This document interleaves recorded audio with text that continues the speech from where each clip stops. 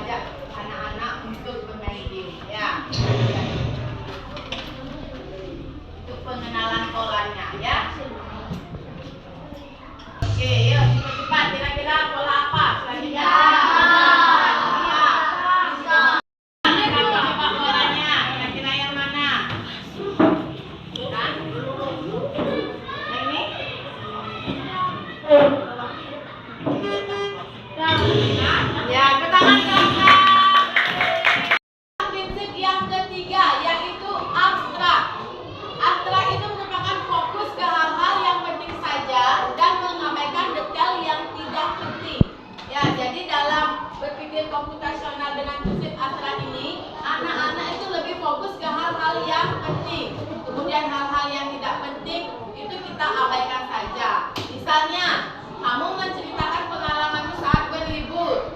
Kan tidak semua kamu bisa ceritakan. Ya, jadi hal-hal yang penting saja yang kamu bisa ceritakan kepada temanmu.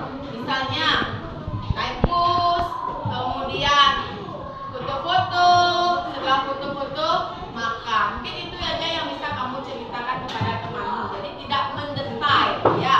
Nah, selain itu juga ada pun contoh yang lainnya tentang prinsip akrab, yaitu ketika ibu ingin membuat kue. Ya, jadi ibu membeli bahan kue agar tidak membeli hal yang tidak dibutuhkan, maka ibu membuat list tentang bahan-bahan kue yang apa saja yang dibutuhkan. Nah, kemudian prinsip yang keempat yaitu algoritma. Nah, dalam algoritma ini di mana membuat langkah-langkah penyelesaian. Contohnya, guru menyiapkan beberapa lembar buku berisi langkah-langkah membuat sesuatu. Misalnya, membuat roti lapis, mencuci tangan, keramas. Kemudian anak-anak menyusun langkah-langkah menjadi urutan yang benar. Ya, contoh nih. Ini contoh algoritma ya, menyusun langkah-langkah menjadi susunan yang benar. Yaitu keramas. Ya, silakan anak-anak susun. Ada yang bisa menyusunnya? Winela, coba. Basahi rambut. Kemudian tuangkan sampo secukupnya. Lanjut. Usahakan dan pijat-pijat kulit kepala. Bilas rambut hingga bersih. Keringkan rambut. Yang lainnya gimana? Betul apa tidak? Ya, betul sekali. Jadi itulah urutan keramas. Ya, tepuk tangan untuk Nela.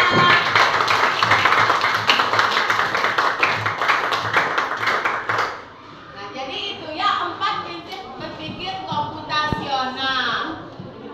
Selanjutnya, manfaat berpikir komputasional. Kira-kira apa saja manfaat berpikir komputasional? Apa?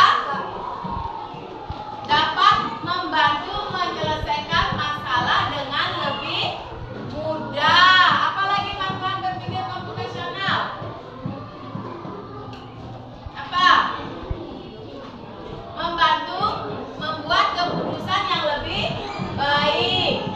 Mengajarkan cara kita berpikir kreatif dan terstruktur. Kemudian membantu menghemat waktu agar lebih efisien, ya, dan membantu beradaptasi dengan teknologi. Jadi itulah manfaat dari berpikir komputasional. Sekarang ibu ingin mengajak anak-anak untuk bekerja kelompok. Sebelum itu silakan anak-anak duduk di kelompoknya masing-masing.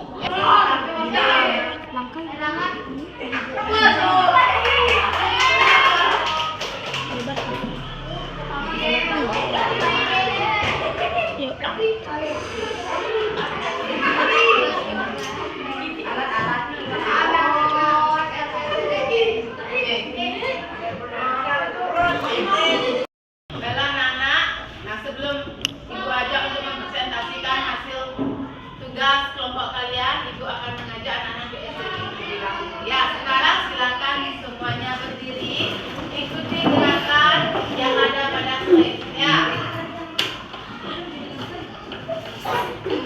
Sudah siap semua? Semuanya bergerak, ya.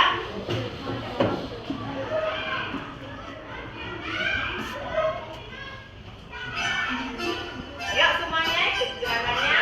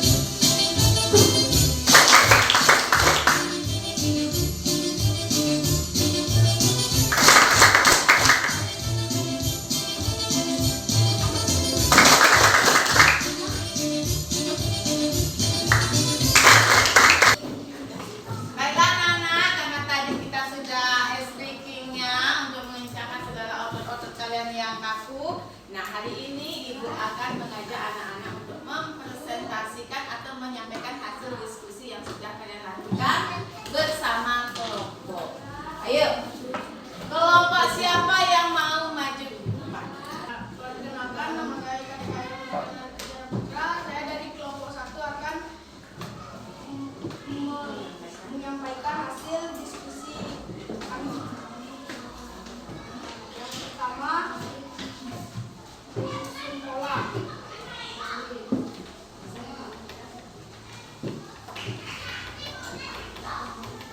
Yang pertama segi 4, yang kedua segi 3, segi 4, segi 3, segi 4, segi 3. Yang nomor 2, segi 6, bintang, segi 6, bintang, segi 6, bintang, segi 6. Tulis alat dan bahan untuk membuat panci, sendok, dan peralatan pembuatan panaskan air di dalam panci, masukkan mie ke dalam panci dan rebus selama 2 menit. Tiriskan mie dan masukkan lalu aduk sampai rata.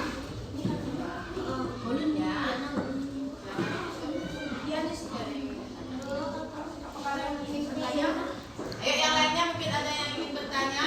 Kemudian presentasi kami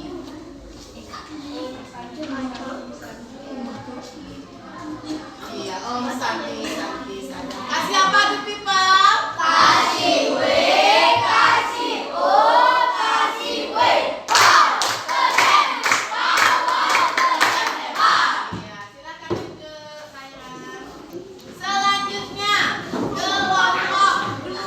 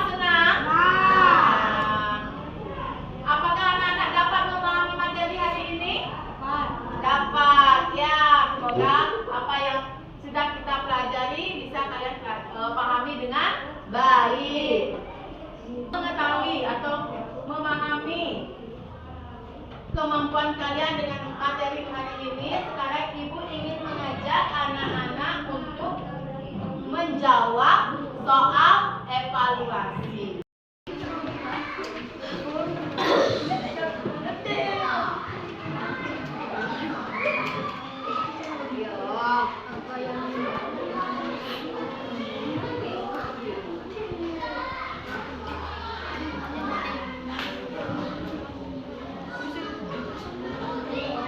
Selesai semuanya? Sudah selesai, dikumpulkan soalnya, ya. Yuk.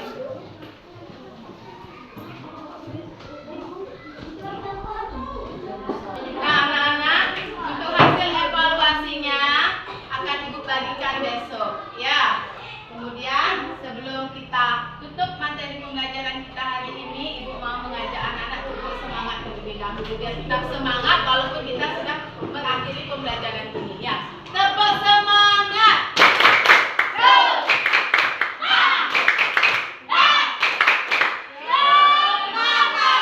Yang kita pada hari ini, Ibu tutup dengan para Om Santi Santi Santi.